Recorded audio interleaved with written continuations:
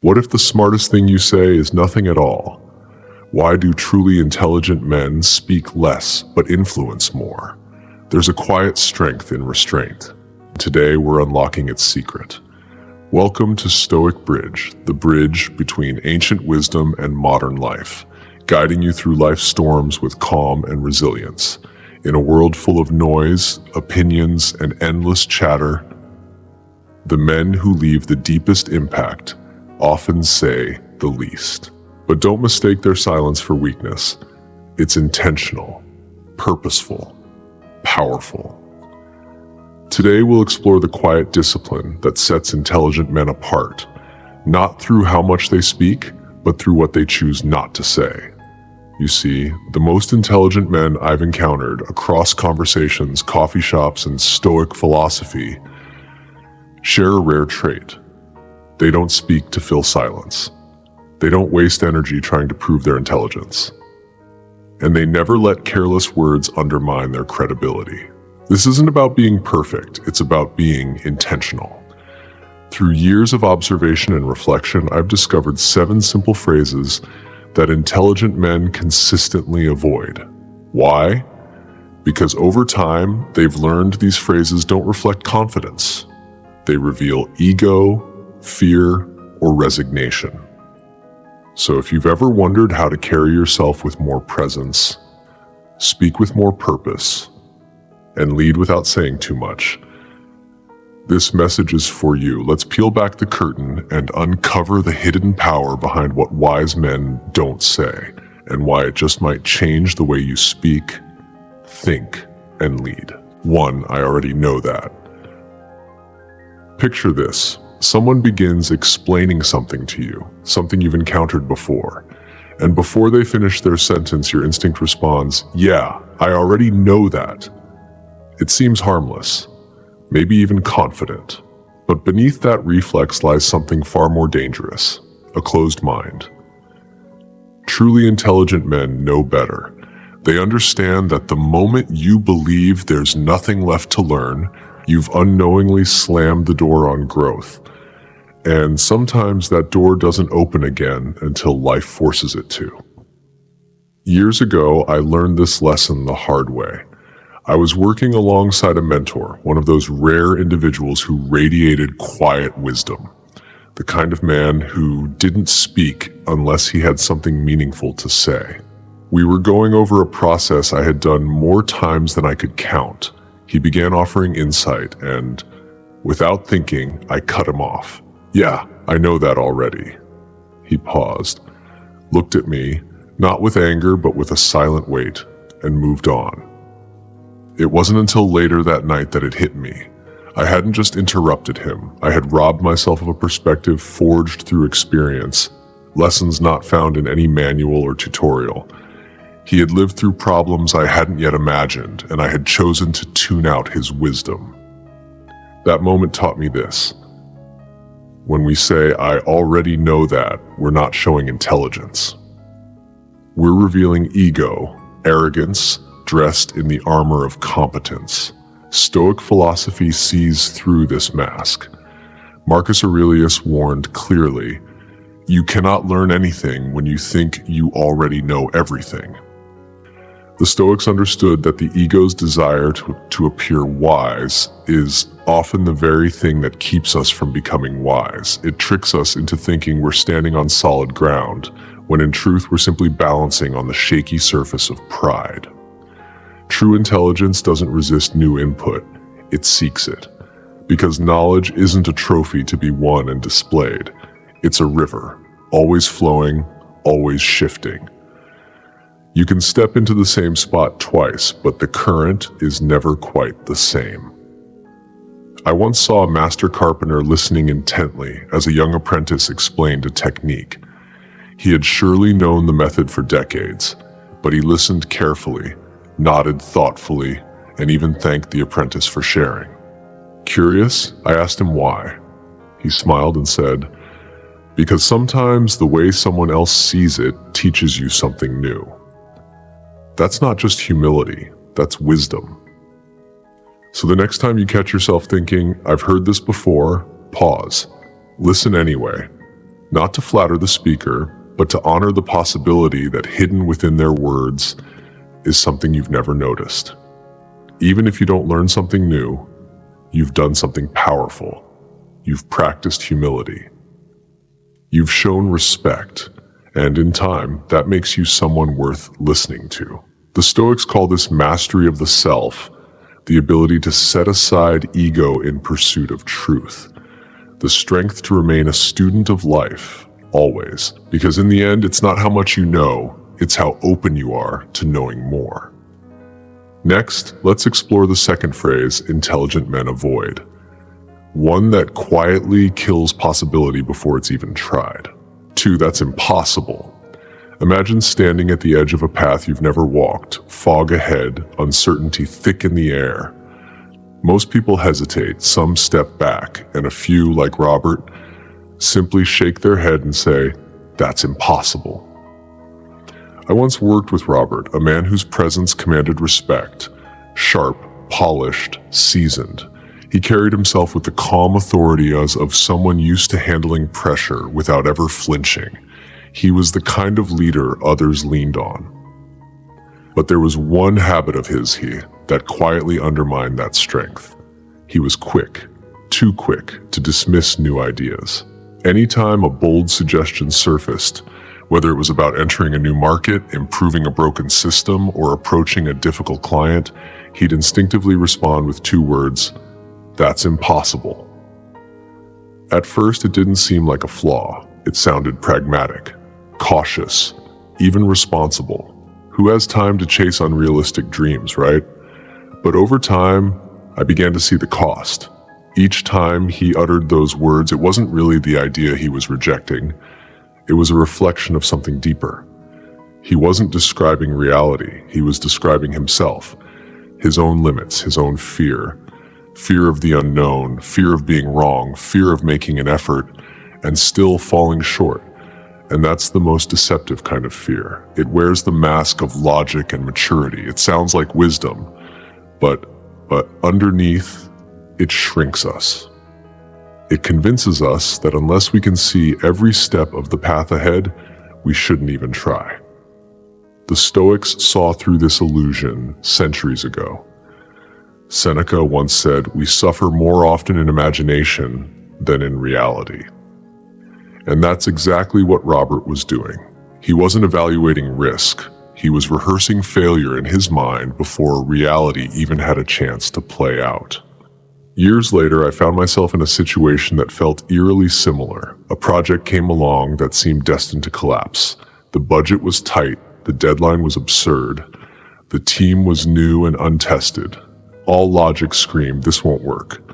But instead of repeating Robert's mantra, I chose a different approach. I asked myself, what can I control today? What's one small step forward I can take right now? And step by step, day by day, something unexpected happened. That impossible project, it became one of the most successful I've ever been a part of. Not because we pulled off miracles, but because we didn't freeze in fear. We kept moving. We focused on progress, not perfection. Marcus Aurelius gave us a powerful reminder. You have power over your mind, not outside events. And that was the turning point. The obstacle wasn't the problem. The way I viewed it was. So when a man says that's impossible, he's not just being cautious. He's often surrendering before the battle begins. Intelligent men understand this. They know that what feels impossible is usually just unfamiliar. It's not a dead end. It's an invitation, a challenge to grow. True strength isn't shown in sweeping victories. It's built in the decision to show up again and again, especially when success seems unlikely. That's Stoic courage, not blind optimism, but disciplined persistence. Because life doesn't ask for perfection. It asks for movement. And the man who chooses to take the next step, however small, often discovers doors others never knew existed. That's not just intelligence, that's wisdom forged through effort. Now let's move on to the third phrase, intelligent men avoid, a subtle but damaging excuse that quietly robs us of our power. 3. That's not my fault. It often starts as a quiet defense. Something goes wrong, a project misses the mark, a conversation turns sour, a plan unravels, and almost instinctively we reach for the phrase, "That's not my fault." It slips out easily, feels reasonable, feels justified. After all, no one likes being blamed for something they didn't cause. But here's the hidden danger. Every time we distance ourselves from responsibility, like we unknowingly hand away something far more valuable than blame, we surrender our power. Truly intelligent men have learned this through hard-earned experience. They understand that responsibility isn't about admitting guilt, it's about stepping into influence. It's about recognizing that even if you're not the cause, you can still be part of the solution. I remember a friend of mine, Michael, who once lost a major client. The fallout was brutal. He immediately began listing reasons. The client was unreasonable. The industry was shifting. His team dropped the ball. And honestly, he wasn't wrong. All of those things played a role. But while he focused on why it wasn't his fault, something crucial was slipping through his fingers. The opportunity to grow, to reflect, to take even a sliver of ownership and use it as leverage to get better. Instead, he stayed stuck, trapped in the same patterns, repeating the same mistakes. Because as long as the problem lived outside of him, so did the power to change it. What Michael didn't realize, and what many never do, is that refusing all responsibility means surrendering the one thing that truly belongs to us, ourselves. The Stoics knew this deeply. Epictetus said it with piercing clarity. It is not what happens to you, but how you react to it that matters. And within that reaction lies the key. When we say, "That's not my fault," we hand the steering wheel to someone else. We wait for them to fix it, for them to apologize, for them to do better. But when we choose to own even a small part of the situation, we reclaim the driver's seat. We shift from victim to agent, from passive to empowered. In my own life, I've seen this truth play out again and again. Sometimes it meant acknowledging that I hadn't communicated clearly enough. Other times, it meant realizing I hadn't prepared as thoroughly as I could have, even if others had made bigger mistakes. And while it was never comfortable, it always created momentum. That willingness to take responsibility, even when it's easier not to, changes something inside you. It builds trust with yourself and those around you. It tells the world, I'm not here to point fingers. I'm here to grow, because blame is easy. It's the shortcut. But responsibility, that's where strength begins. That's where leadership lives. The Stoics didn't teach us to avoid hardship. They taught us to rise through it. And that rise always begins with one courageous question. What can I do differently next time? That's how intelligent men lead. Not by assigning blame, but by stepping forward, wiser, stronger, and more grounded. And now, let's look at another quiet trap intelligent men avoid. One that disguises itself as strength, but often leaves us silently drowning. 4. I don't need any help. Picture a lone figure on a distant mountain, shoulders squared, silent, seemingly unshakable. It's the image many of us grow up admiring. The lone wolf, the self-made man, the unbreakable spirit who asks nothing of anyone. And yet, one of the most dangerous lies a man can ever whisper to himself is this: I don't need any help. It sounds noble on the surface, an anthem of strength, self-reliance, and independence. In a culture that glorifies rugged individualism, this mindset is often praised. We admire the man who handles everything on his own, who never complains, never reaches out, never stumbles. But beneath that polished armor, something far less heroic brews. The refusal to ask for help rarely stems from strength. More often, it's pride, quiet, subtle, corrosive. It isolates us. It convinces us that struggling in silence is a sign of character, when in truth, it slowly erodes the very resilience we think we're protecting. I was reminded of this through the story of Abraham Lincoln. History often casts him as a solitary giant, stoic, solemn, bearing the burden of a divided nation during the darkest hours of the Civil War. But if you look closer, a different truth emerges. Lincoln wasn't alone. He chose to lean on others. He surrounded himself with people who challenged him, advisors, rivals, critics, not because he doubted himself, but because he understood something profound. Wisdom is rarely born in isolation. It's shaped in conversation. In contrast, in the willingness to admit, I don't know everything. Even during the brutal conflict at Antietam, Lincoln, despite strong disagreements, visited General McClellan in search of insight. He valued opposing opinions. He invited friction, knowing it sharpened perspective. That wasn't weakness. That was strength, defined not by certainty, but by humility. And that's a lesson intelligent men eventually learn. Self-reliance is important, but it was never meant to be absolute. The Stoics made this clear. Marcus Aurelius, the most powerful man of his time, did not pretend to possess all the answers. In his meditations, he openly expressed gratitude to his mentors, teachers, and even servants. He cataloged the wisdom others had given him, because even an emperor knew no man stands tall entirely on his own. So why do we? Why do so many of us carry burdens in silence, convinced that asking for help means we've failed? The truth is, when we refuse to reach out, we don't just suffer alone. We deny others the chance to support us. We rob them of the dignity and meaning that comes from being there for someone they care about. I know this because I've lived it. There was a time when I tried to carry everything, work, family, responsibilities, on my own. I believed that being strong meant being silent, that the way to keep it together was to keep it to myself. But it didn't make me stronger. It made me tired, numb, disconnected. The turning point came when I finally opened up to someone I trusted and admitted that I couldn't do it alone. And what I found wasn't judgment, it was relief. It was compassion.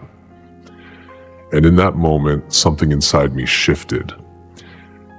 Because true strength, I learned, isn't about how long you can stand on your own. It's about knowing when to reach for a hand and when to take one.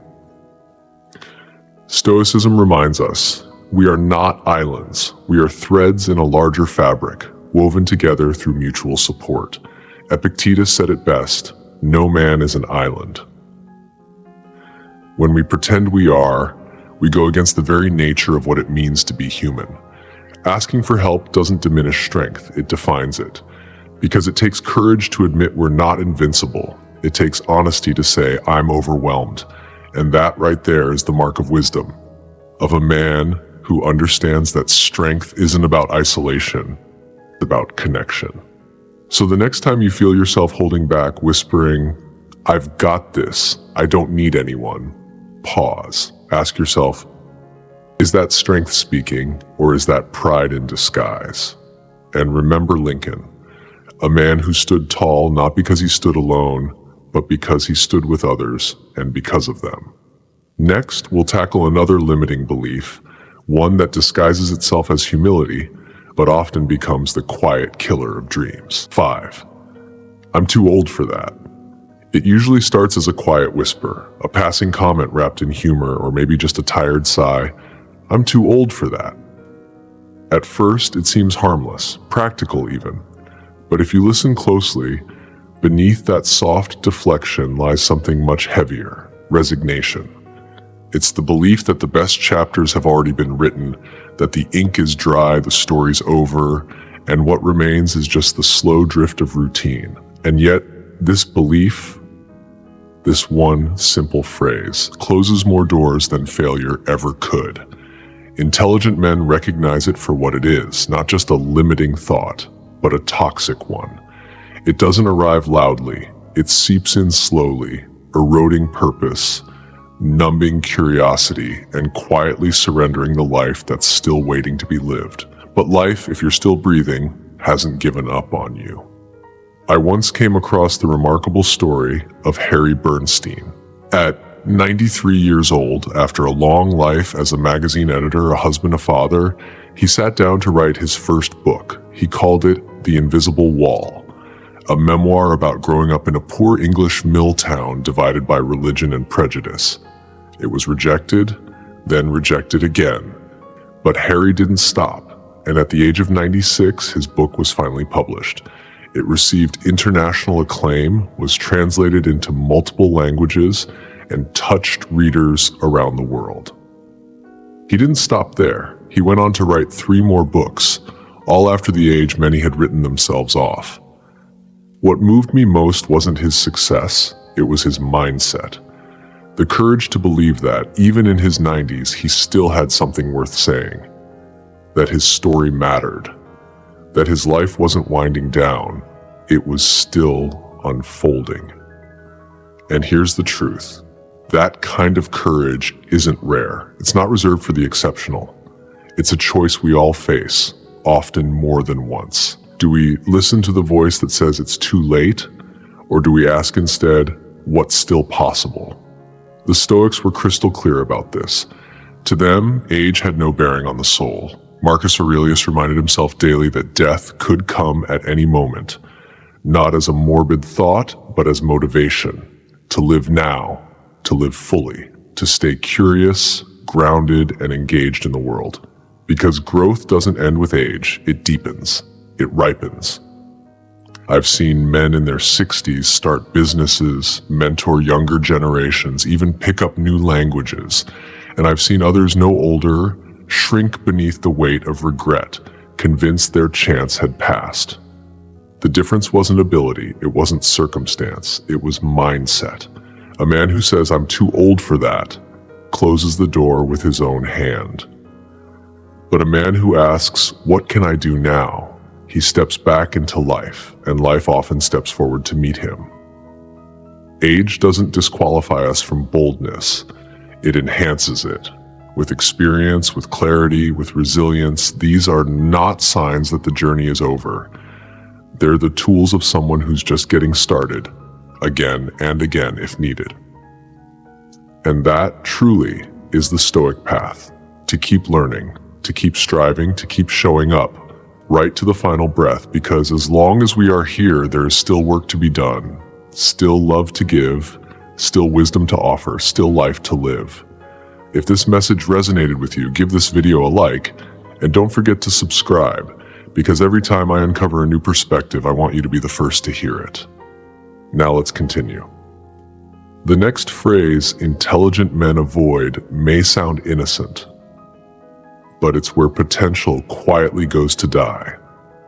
6. I'll do it later. It starts with good intentions, just a quiet whisper in your mind, "I'll get to it later." It sounds so reasonable, even responsible, like we're just managing our time wisely. But that one simple phrase, it has quietly buried more dreams, more apologies, more love, and more meaning than failure ever could. Few phrases are more seductive and more quietly destructive than "I'll do it later." We convince ourselves we'll make the call tomorrow. We'll say sorry next week. We'll start that passion project when life finally settles down. But what we're really doing is gambling, not with money, but with something far more precious, time. I once knew a man named Thomas. By all external measures, he had it all. A successful business, a beautiful family, a solid reputation in the community, but he was always on the move, always busy. He often said he'd make more time for his aging father later. Once work calmed down, once the next deal closed, once the next fire was put out, he postponed a fishing trip they'd planned together, pushed off simple calls to catch up, delayed visiting, even when he had the time just to sit and talk. And then, one day, later disappeared. His father passed unexpectedly, and Thomas was left with a phone full of unsent drafts and a heart full of unsaid words. He shared that story with me years later, not to elicit sympathy, but as a warning. We think we have time, until we don't. The Stoics understood this with painful clarity. Marcus Aurelius reminded himself daily that death could come at any moment, not as a morbid exercise, but as a way to sharpen his focus. He wrote, "You could leave life right now. Let that determine what you do and say and think." This wasn't just poetic reflection. It was a mindset, a practice, a philosophy of urgency rooted in realism, because life doesn't wait until we're ready. Time doesn't pause out of kindness. And what we put off today, we may never get the chance to do tomorrow. That's why wise men act. They don't wait for the stars to align, they make the phone call now. They mend the strained relationship now. They start writing that book, launching that idea, taking that leap. Not because it's convenient, but because they've learned that the perfect moment rarely arrives. I've felt this in my own life too. I delayed conversations that needed to happen, held off on writing letters that mattered, avoided the discomfort of action by hiding behind the comfort of postponement. But when I finally stopped waiting and simply acted, something shifted. The weight lifted. Regret turned to relief. And I learned a timeless truth. It's not our intentions that shape our lives. It's our actions. The Stoics urge us to live now, fully, deliberately, because later is an illusion, a comforting lie that soothes us until it's too late. The man who acts today, who chooses not to leave the essential things unsaid, undone, or unexplored, is the man who sleeps at night without regret. And that is real wisdom, because opportunity rarely knocks twice. It just fades, quietly, while we're waiting for a better time. Now let's turn to one final phrase, perhaps the most quietly limiting of all, a sentence that pretends to be truth, but is really just surrender in disguise. 7. That's just how I am. So far, we've explored 7 quiet phrases that can quietly hold us back, from "I already know that," which shuts the door on learning, to "that's impossible," which paralyzes potential before effort even begins. We saw how blame, isolation, and resignation, disguised as phrases like "that's not my fault," "I don't need help," or "I'm too old for that," can quietly shape the story we tell ourselves.